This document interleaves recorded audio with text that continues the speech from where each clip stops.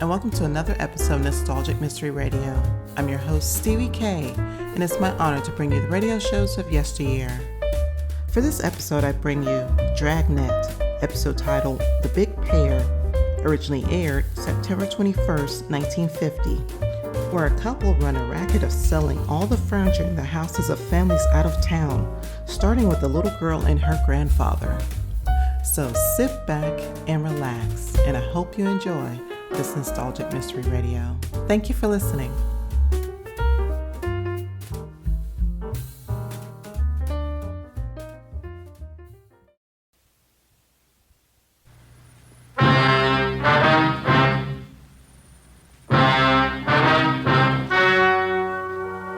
The story you are about to hear is true. Only the names have been changed to protect the innocent. Fatima Cigarettes, best of all long cigarettes, brings you Dragnet.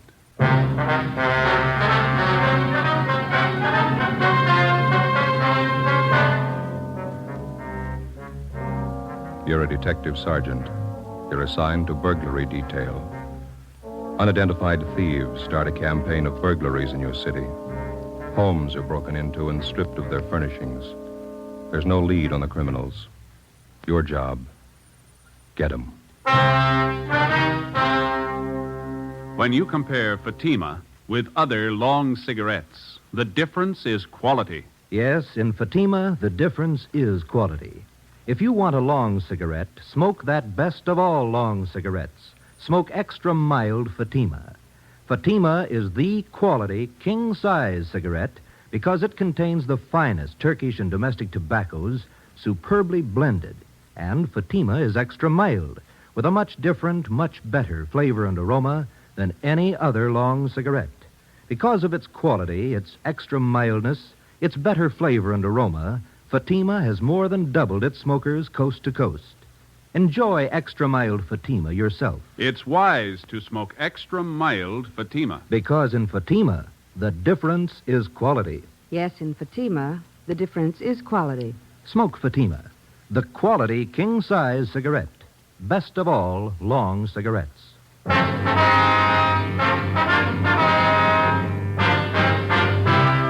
Dragnet, the documented drama of an actual crime. For the next 30 minutes, in cooperation with the Los Angeles Police Department, you will travel step by step on the side of the law through an actual case from official police files. From beginning to end, from crime to punishment, Dragnet is the story of your police force in action. It was Monday, August 3rd. It was warm in Los Angeles. We were working the day watch out of burglary detail. My partner's Ben Romero. The boss is Thad Brown, chief of detectives. My name's Friday.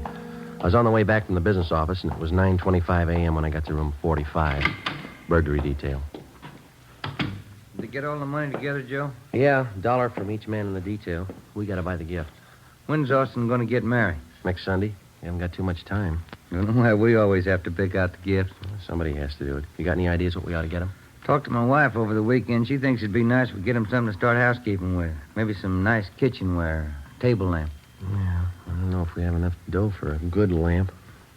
But maybe they might like a bedspread. You can always use them. Or maybe a nice wool blanket, huh? I don't know. Got to be careful about those personal things. What do you mean? What's personal about a blanket? Well, we don't know much about the girl Austin's going to marry. She might not need any. Excuse me. Could you tell me something? What's that? I said, could you tell me something? Well, what do you want to know, little girl? Is this where you come to report about stolen things? Oh, no, that all depends. Why don't you come on in and tell us all about it, huh? Thank you, I will. Like to sit down, little girl? I'm 12 years old. I'll stand if it's all right. All right. Now, would you like to tell us what's been stolen? Everything. Hmm? Everything's been stolen. We came back this morning and found it that way. Grandpa's awful mad. Mm-hmm. Maybe we better get the facts to start with. What's your name? Ruth Ann Marie Jeanette. Jeanette. Is that your last name? No, Snyder. Ruth Ann Marie Jeanette Snyder. Did you come down here alone, Ruth? Yes, Grandpa sent me. He's awful mad. Where do you live? With Grandpa. Where's that? Over on College Avenue. Grandpa's leg's bothering him. Arthritis. So he told me to come down and tell you about it. About what, man? Everything. We came back this morning on the train, and when we got home, we found everything was stolen. It's terrible. What do you mean by everything? I walked all the way over here to tell you. I'm thirsty. Is there a drinking fountain in the hall? Oh, we've got a cooler over here. Let me get you a cup, huh? Thank you.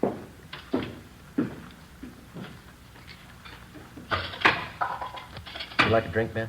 Oh, no, thanks.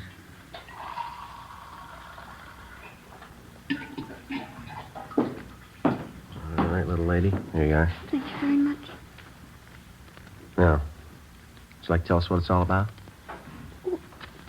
Grandpa and I got back to Los Angeles on the train this morning. We've been on a trip back to Indiana. Uh-huh. We took a taxi cab home from the station. When we got there, everything was gone. Everything but the rug in the dining room. Yeah? All the furniture, every single bit. The sofa, the chairs, my desk upstairs, the stove. Everything's been stolen. I want you to find it. Means someone broke in while you were gone and took all your furniture. Is that what you think? We know they did. The lock on the back door, it was broken. They took everything but the dining room rug. That's why Grandpa's home now. He thinks the crooks will be back. He's sitting on the rug because he says if they take that, they'll have to take him, too. We better hurry. Yeah? Grandpa's not very big.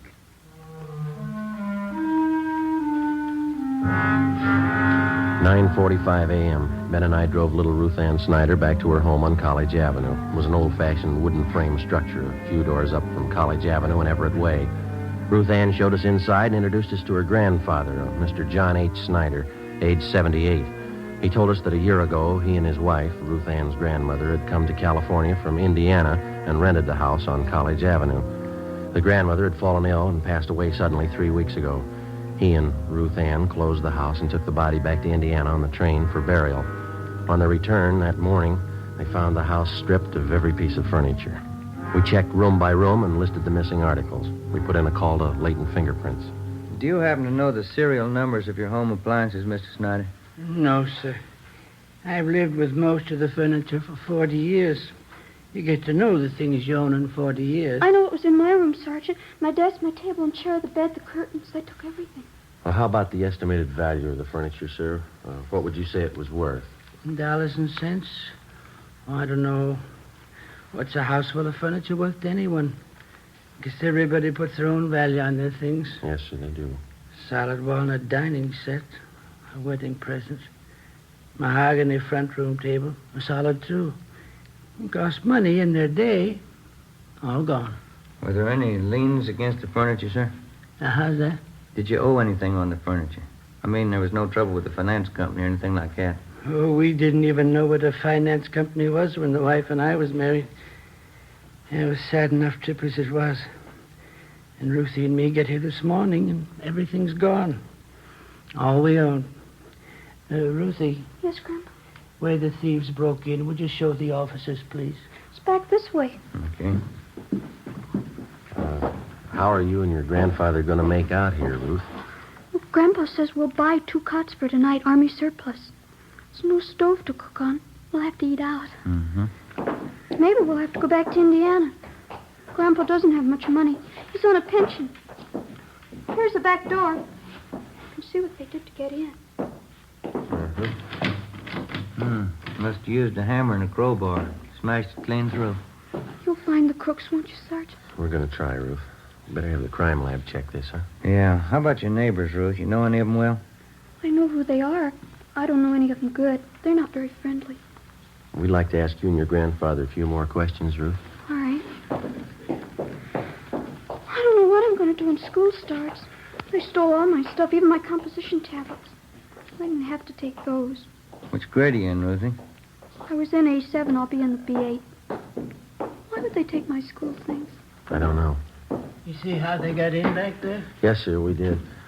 By any chance, did any of your neighbors know that you and Ruth here were going away? Why, I didn't mention it, no. Then no one kept an eye on your house while you were gone. No, I didn't think it was necessary. Might have helped. I just remembered, Grandpa. Mrs. Merton. I told her we were going away. Who's that, Ruth? She runs a store down at the corner, the bird store. Yeah. She sells canaries, other kinds of birds, too. Mrs. Merton's her name. Store's right down the corner. You figure she's the only one who knew you'd be gone from the house for some time. Must have been the only one. All right, Mr. Snyder, we'll be back to see you later on. And here's our card. We'll see if we can't do something to help you out here. Let's see here.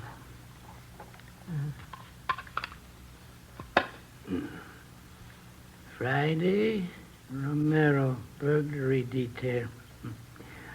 All right, thank you, boy. Ruthie will show you to the door. Yes, Grandpa. Miss Snyder. Goodbye, sir. Oh, say there. Yes, sir. Guess you understand, but I'd like to apologize anyway. I just couldn't do it. What's that, sir? Offer you a chair.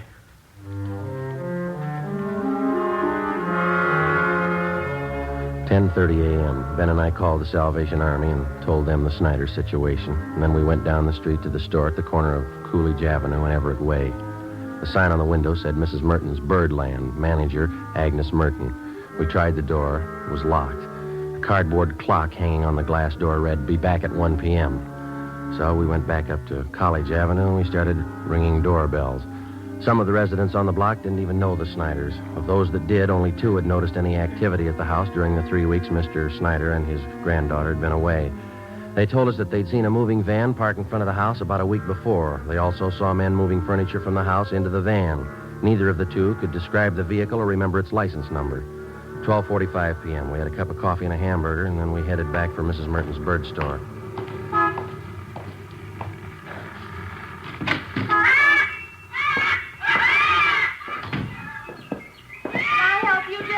Yes, ma'am. Police officers. You have a few questions for you. Oh, certainly. Something about birds? No, ma'am. About one of your neighbors. Oh. The Snyders? They live just up the street from me. Oh, yes, old couple. Poor Mr. Snyder passed away, a few weeks ago. Yes, ma'am, we know. They have a wonderful granddaughter, Ruthie. She and I are getting to be great friends.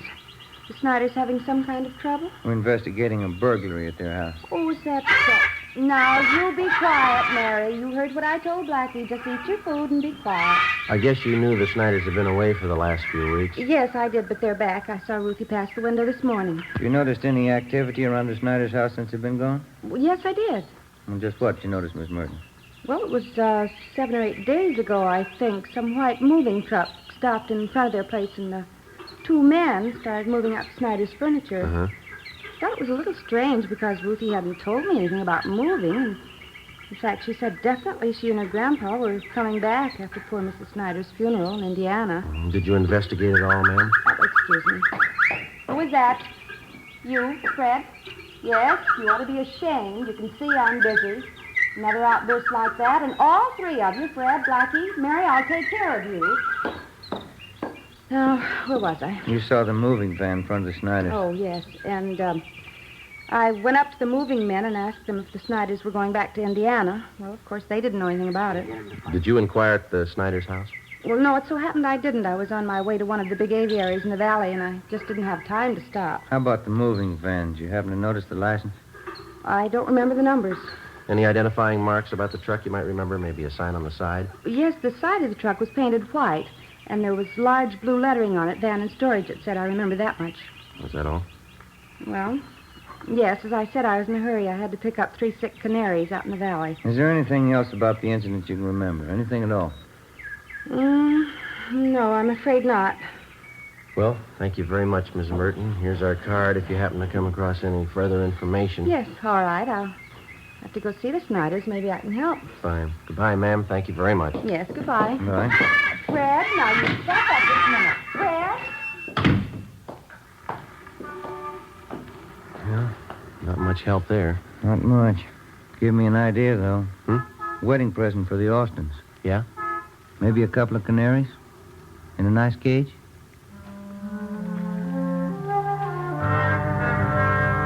At 5 p.m., we went back to the office. Reports had come in from 2 more victims.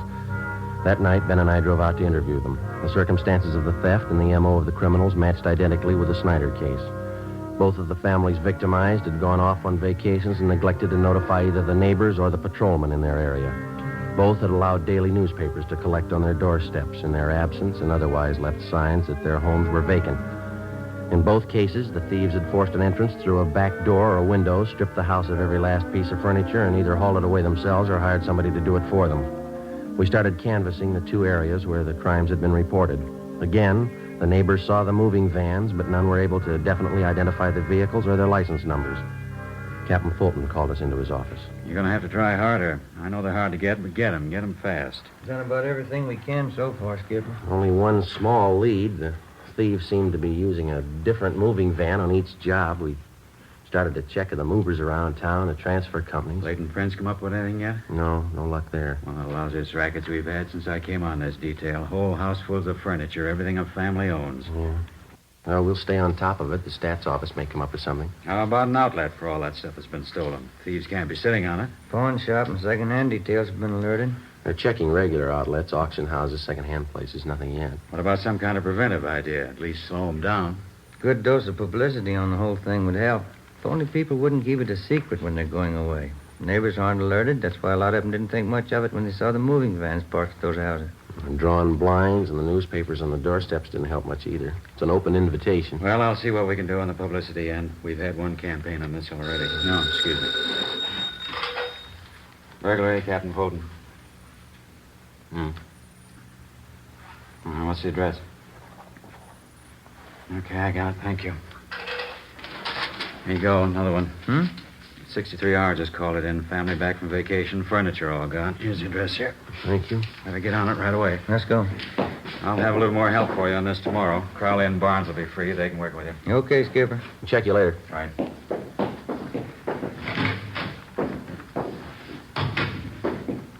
Sergeant Friday? Oh, yes, You ma'am. remember me, don't you, Mrs. Burton? Oh, sure. The bird store. Yes, ma'am. How are you? Well, they told me to wait here. I guess everything will be all right now. Yeah? I saw it today on Olive Street. Here.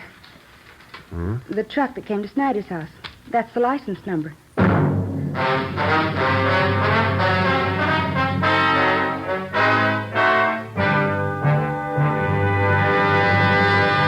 You are listening to Dragnet, the case history of a police investigation, presented in the public interest by Fatima Cigarettes. It's amazing how many long cigarette smokers are changing to extra mild Fatima. Here is the actual report.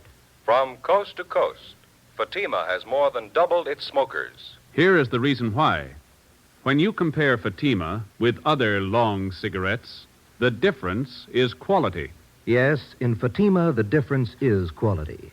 Fatima is the quality king-size cigarette because it contains the finest Turkish and domestic tobaccos superbly blended.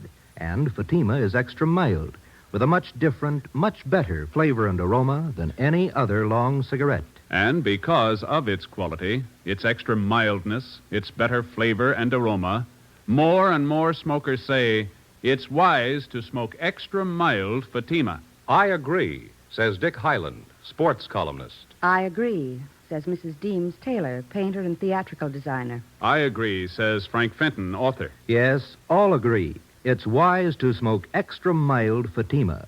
Best of all, long cigarettes. Because in Fatima, the difference is quality. Yes, in Fatima, the difference is quality. Smoke Fatima, the quality king-size cigarette.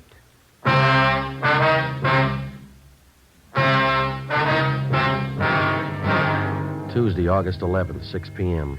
The license number, which Mrs. Merton had given us, was checked through DMV. We found that the truck was registered in the name of a local second-hand furniture dealer by the name of Ralph Grismore. We checked his name through the police commission and then the I Bureau. He had a good reputation, no criminal record. Early the next morning, we picked up Mr. Snyder and his granddaughter, Ruth, and we drove to Grismore's second-hand furniture store. We identified ourselves and asked to look at his buy book. Under the date of July 27th, Grismore had recorded the purchase of more than 3 dozen articles of furniture from a house on College Avenue. The address was that of the Snyders. The man and a woman, Sergeant, they said they'd sold their house and they were going east. Man said the company he worked for transferred him to Boston. Told me he had to get back to take over his new job. Would you recognize the people if you saw them again, Grismore? Sure, I think so. The woman was a great talker. She said they figured on selling the stuff piece by piece. They'd get more, but since they had to leave town the next day, she decided to sell the whole lot to a dealer. You got the furniture for a pretty low price, didn't you? Pretty good price, yeah. That's why I went along in the fast deal. Wasn't going to talk myself out of a bargain. They wanted to sell fast, so I wanted to buy. I didn't think anything was wrong. Sergeant, Yeah, Mrs. Snyder? our walnut dining room set. That's it right over there. You sure, Mr. Snyder? Cigar burn on top, just above one of the legs. Know it anywhere. Seems to me that's our mahogany table. I'll look. Sergeant, my table and my desk, here they are right here. My school stuff, too. All right, Ruthie. Yeah, they sure stuck me all right. That's the last fast deal I ever make. How did they contact you, Grismore? What kind of approach did they use? Called me on the phone, and I came out and gave them an appraisal on the stuff. Nothing suspicious about either the man or the woman. That's so? She was in a house dress, bandana around her head. The guy was in old clothes, just as homey as you please. Looked like he was doing a little repair work around the house, you know. Mm-hmm. You notice if they had a car parked by the house? Well, no, as a matter of fact, I didn't. There wasn't any in the driveway. Mm-hmm. No argument over the price you offered them for the furniture. No, they seemed to hesitate a little, but they took my first offer. I thought I had a good deal. I don't know. How'd they react after you agreed on a price? In a hurry? Said they had to board the train that night for Boston. They asked me to get the furniture out right away. Mm-hmm. The woman said they had other business to wind up, so if they weren't at the house when I came back with the van, why, she'd leave the back door open for me. I guess you realize you were going to have to place a hold on this furniture that you bought. Yeah, I know. I got no one to blame but myself. And you gave this man and woman a check for the full amount of the sale. Is that right, Grismer? $550 down the drain. Do you have the canceled check? No, not yet. If you like, you can probably get it from the bank. Don't imagine those crooks would waste any time cashing it. Mm-hmm. We'd appreciate it if you'd run down to the bank with us now. Okay, sir. Sergeant, could I speak with Mr. Grismore? Sure, Mr. Snyder. Mr. Grismore. Yes, sir. I'm sorry about all this. I didn't know. Oh, I understand, sir. You buy furniture, don't you? Yes, sir. What could you give me for 2 Army surplus cots? Grismore made arrangements to round up Mr. Snyder's furniture and ship it back to his home. Then we took him down to his bank where he recovered the canceled check for $550. The endorsement read, Mr. Thomas Butterworth. According to the bank teller who waited on them, the suspects had cashed the check shortly after the sale of the Snyder's furniture. From the second-hand dealer and the clerk at the bank, we got a complete description of the man and woman known as Mr. and Mrs. Butterworth. We also had photostatic copies made of the check and specimens of the handwriting from the endorsement. From the descriptions, we checked the suspects through the stats office. We got nowhere. During the next 2 weeks, we found 6 more second-hand dealers who had been taken in on the same furniture deal. The description of the man and woman matched, and so did the handwriting in the endorsements on each check. There was only one variation. The couple went under a different name on each occasion. Wednesday, August 26th, 9 a.m. 12 cases like this today, is that right? That's it, Captain. Got the description, M.O. handwriting. Still can't reach him. Those thieves have been freewheeling for a month now. What's going to take to stop them? Well, Ben came up with a pretty good idea this morning. We'd like to talk it over with you. Oh, what's that? Kind of a system of decoy, Skipper. We were thinking it might be a good idea to contact all the division captains and have them ask their men if they have any neighbors going on vacation. Yeah, go ahead. Well, if we got a few dozen houses spotted around the city, we could plant a few things. Make them look obviously vacant. We'd keep the houses covered at all times. They ought to make pretty good bait for those thieves. Uh-huh. How would you set it up? We could make arrangements to get a key to each home, keep the milk and paper deliveries coming, let them pile up on the doorstep. We could reimburse the people for whatever it cost. We're not making any headway. We could run this for a couple of weeks, see what happens. Mm-hmm. What do you think? Try it. 9:30 a.m. We contacted all division commanders requesting them to ask their men to contact burglary detail if they knew of any of their neighbors about to leave on a vacation. During the next 2 days, the response came in and the plan went into effect. 40 homes throughout the city were spotted as decoys. They were kept under surveillance at all times. In the week that followed, 2 more burglaries of the same type were reported, but the suspects failed to try any of the decoy homes. The men in the pawn shop and second-hand details continued to work right along with us. The stolen furniture kept turning up, but not the thieves. Again, the homes that had been broken into displayed all the usual signs that the occupants were away. Old circulars and newspapers scattered on the lawn, milk bottles lined up at the door, all the blinds drawn. The decoy plan continued. No results. August 31st, we had a report of another burglary involving the theft of furniture. We made our investigation. 2 p.m. We went back to the office to get out a list of stolen articles. Hi, Ben. You home? Hi, Austin. When'd you get back from your honeymoon? Late last night. Say, Thelma, I'd sure like to thank all you fellas for that wedding present you sent us. Darn nice of you. Well, we're glad you liked it, Austin. Sure a beauty. I'd like to ask you a question about it, though. I hope you won't take it wrong. No, go ahead. Well, what is it? You've got an early American house, haven't you? Yeah, that's right. It's an antique. Yeah? It's an apple peeler. One of the first ever built. Oh, sure. Thanks a lot. I get it. Burglary Friday. Yeah? Where? Right away, thanks. One of the decoy houses. Yeah? We got a bite. Together with Sergeants Crowley and Austin, we drove out to the decoy house where an unidentified man and a woman had been seen forcing entry through a back door. They'd been spotted by a police officer's wife who lived next door and who had called in the report. We parked down the street from the decoy home and waited. 5 minutes passed. We saw a woman dressed in a housecoat come out onto the porch of the house, look up and down the street, and then go back inside. A few minutes after that, a gray Chevrolet sedan pulled up in front of the house. A man in a dark suit got out and entered through the front door. Ben called communications for a make on the car.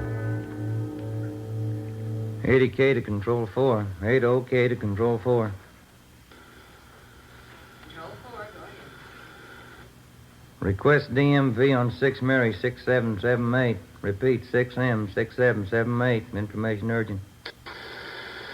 Roger, 80K. KMA 367. We waited. There were no signs of activity from the decoy house. 2 minutes after Ben put in the call, we got our make on the gray sedan. Control 4 to 80K. 80K, go ahead. 6 Mary 6778. 6M 6778 is registered to the Donahoe Furniture Company. Legal the same. 7811 Harvard Boulevard. It is a Chevrolet Deluxe two-door sedan, 1941 model.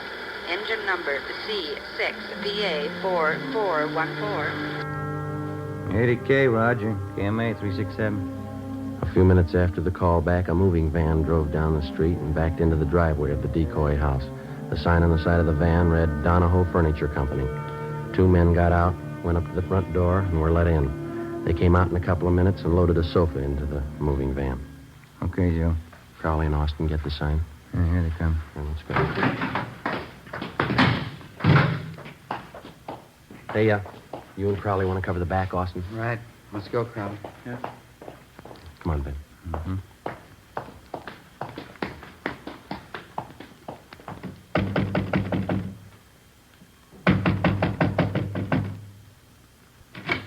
Yes, sir. You want something? Police officers like... Tell him the cops! Run, Helen! Stand still, you. Austin and Crowley got her. All right, hold still, mister. Oh, Hey, what's this all about, you cops? That's right. You? Max Donahoe. I'm buying this lot of furniture. Something the matter? You're buying from the wrong people. They're not the owners. You better have your men move that stuff back in the house. Okay, if you say so.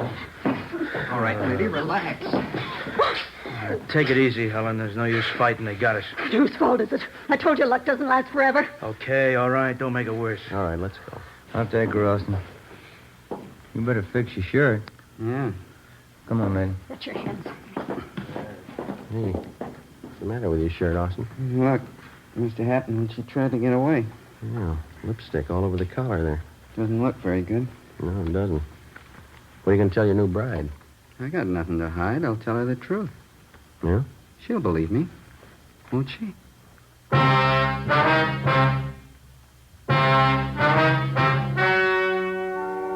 The story you've just heard was true. Only the names were changed to protect the innocent. On November 25th, trial was held in Superior Court, Department 87, City and County of Los Angeles, State of California. In a moment, the results of that trial. And now, here is our star, Jack Webb. Thank you. Under our system of law, the jury selected to hear a case is accorded complete freedom. The jury's decision is the final result of the testimony and evidence presented in the course of the trial. And so, with Fatima, they are the final result of carefully selecting and blending only the finest Turkish and domestic tobaccos to make Fatima extra mild. If you're a long cigarette smoker like I am, buy a pack of Fatimas and compare them with other long cigarettes, and you'll see the difference is quality. Yes, in Fatima, the difference is quality.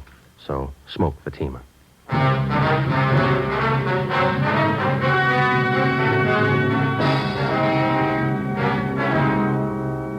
The suspects were identified as Mr. and Mrs. Thomas Dunbar. They were arraigned on 15 counts of burglary and tried and found guilty on all counts. They are now serving their terms in the state penitentiary. You have just heard Dragnet, a series of authentic cases from official files. Technical advice came from the Office of Chief of Police W.H. Parker, Los Angeles Police Department.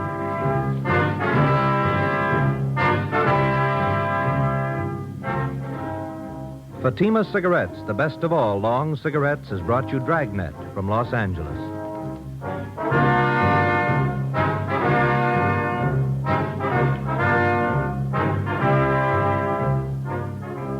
Coming up, Duffy's Tavern. Bob Hope returns October 3rd on NBC.